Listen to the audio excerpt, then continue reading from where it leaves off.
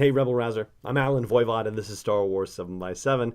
We're at episode number 1663, and to set the table for episode 9, as it were, we're going to go back and question some of our deeply held notions and assumptions about what the state of the galaxy is like in these sequel movies, and as a result of the events of The Force Awakens and The Last Jedi, are things really what they seem? And we're going to start by looking at some of the very high-level organizations, and in particular, we're going to look at the New Republic today and consider whether what we think we know about the New Republic is actually true.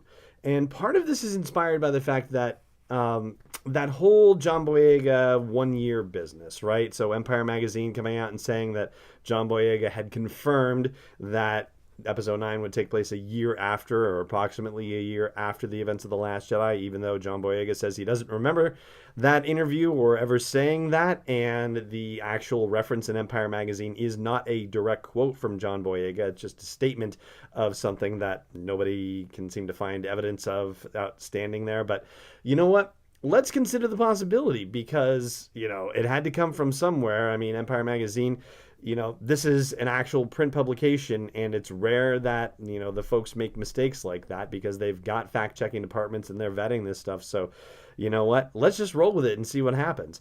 The New Republic, I think the biggest thing that we have to consider or reconsider is that it may not be as destroyed as General Hux would like us to believe. And that in itself seems like a wild statement, because, of course, the last thing we heard about the Republic was the Hosnian cataclysm, which, of course, was what happened when Starkiller Base launched that crazy phantom energy weapon against the Hosnian system and vaporized it and all the moons nearby, and also a substantial portion of the New Republic Navy, which was there, guarding Hosnian Prime. So, yeah, that seems like a pretty big problem for the New Republic, and one that, well, Wikipedia says that the New Republic was essentially dissolved in 34 ABY, but you know what?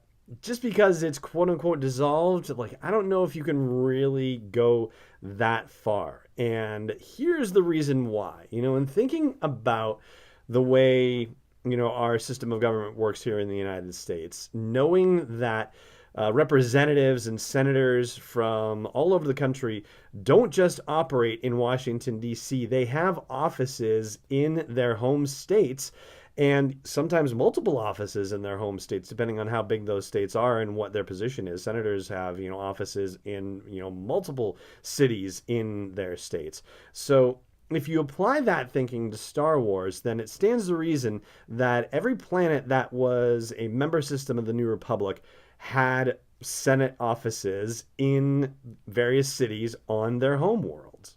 And those Senate offices are filled with staffers who are helping to run the show, probably some cases, running it a lot more strongly than others.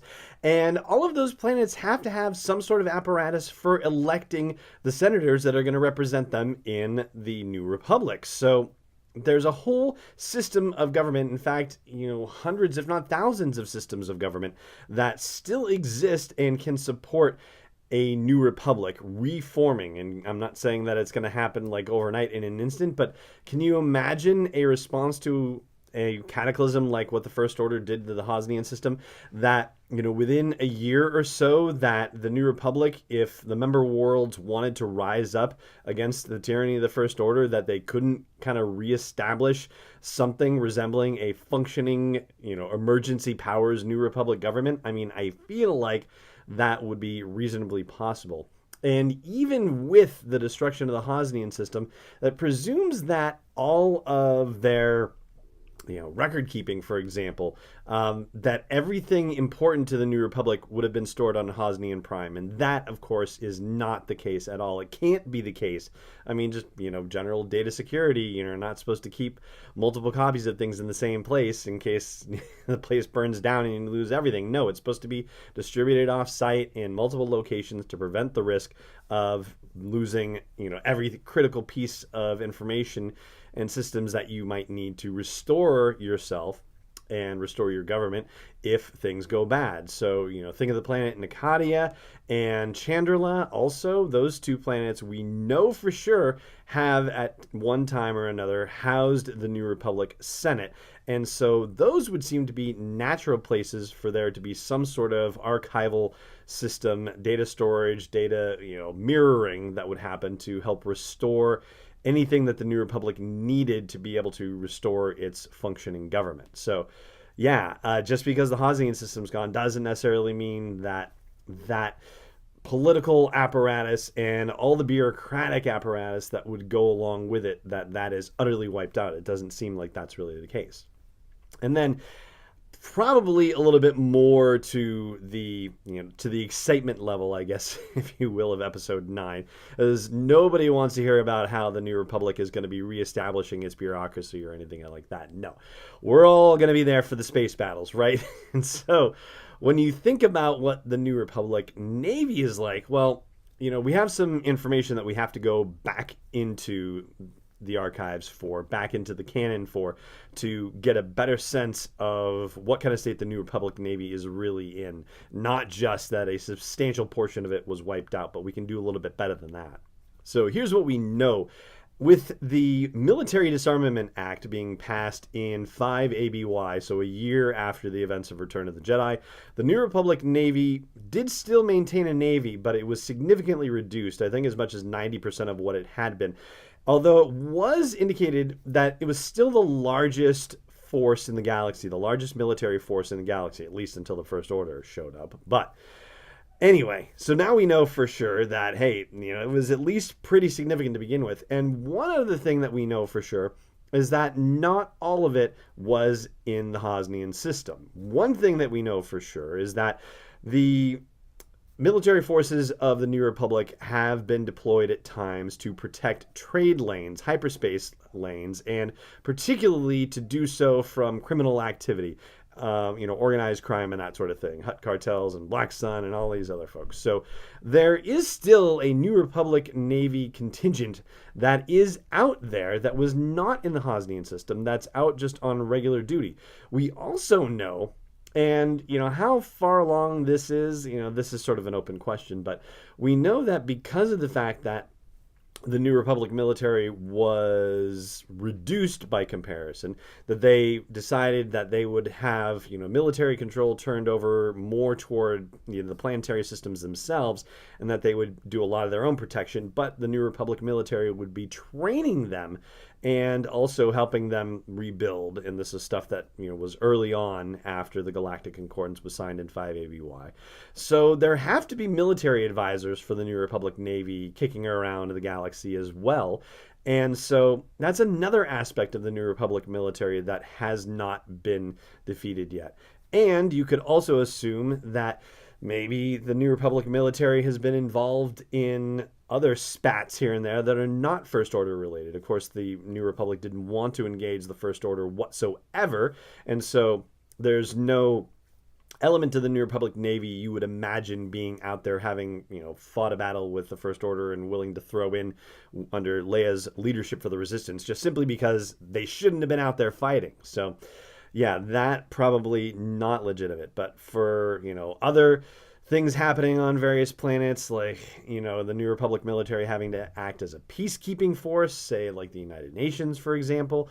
Yeah, I think there's definitely, something resembling a remnant, if you will, a New Republic naval remnant that is kicking around the galaxy that may have time to coalesce into, one solid fighting fleet. Not that it's going to be anywhere near the size of the First Order fleet, but when you think about the size of the Rebellion fleet against the Imperial fleet, well, they've faced long odds before and they've won out. And there is one other military source that we haven't talked about yet, and I will do that in just a minute. First, though, of course, gotta say, hey, thank you for subscribing to the show if you are, and please subscribe if you're not. And I hope you'll also consider supporting me in delivering this daily dose of Star Wars joy to you by joining the community at patreon.com/SW7x7. All right, here is the last source. And you know what? There might even be two. But one of the last sources would be Income Freitech, which is the name of the military hardware manufacturer that, up until the events of The Last Jedi, was manufacturing the T-85 X-Wing models for the New Republic Navy. And so you imagine that they have manufacturing facilities scattered on a few different worlds. And one of the things that would be pretty important, I think, for both the Resistance and whatever is left of the New Republic and the First Order is to probably secure facilities like whatever ones Income Freitech are operating to get a hold of that material and control it. Although we don't know very much about that company in the new canon world and, you know, where it's based and what its capabilities are. So there is that. And the other side of it that just occurred to me is something that was touched upon in The Last Jedi as well. All of the wealthy arms dealers on Cantonica, you know, it's one thing for, you know, the First Order to entirely take over. And, you know, is that going to be good for business, or is it going to be difficult for some of those arms dealers? And are they going to actually have to ramp up what they're doing with the Resistance in order to, you know, make the same kind of money that they were before? You know, is the First Order going to squeeze them out or work with the New Republic specifically? We'll deal with the Resistance aspect of it in another episode this week. But as far as the New Republic goes, well, I think that's certainly a possibility, or at least, you know, if anybody is able to establish some sort of functioning leadership of the New Republic in the wake of the Hosnian cataclysm, then that could certainly be a possibility as well. So there you go, my take on how the New Republic may not be as dead as General Hux might lead you to believe. And I hope you have enjoyed this episode, and if you have any additional thoughts about how the New Republic could actually be up and running in some functioning fashion by the time of the events of episode 9, then drop me a comment wherever you happen to catch this episode, or at sw7x7.com if that suits your purposes. For now, though, that's it for today. So thank you so much for joining me for this episode. And of course, may the Force be with you, wherever in the world you may be. This podcast is not endorsed or sponsored yet by Lucasfilm Limited, Disney, or 20th Century Fox. It is intended for entertainment and information purposes only. Star Wars, the Star Wars logo, all names and pictures of Star Wars characters, vehicles, and any other related Star Wars items are registered trademarks and/or copyrights of Lucasfilm Limited or their respective trademark and copyright holders. May the Force be with them. All original content is copyright 2019 by Star Wars 7x7. We hope you love it.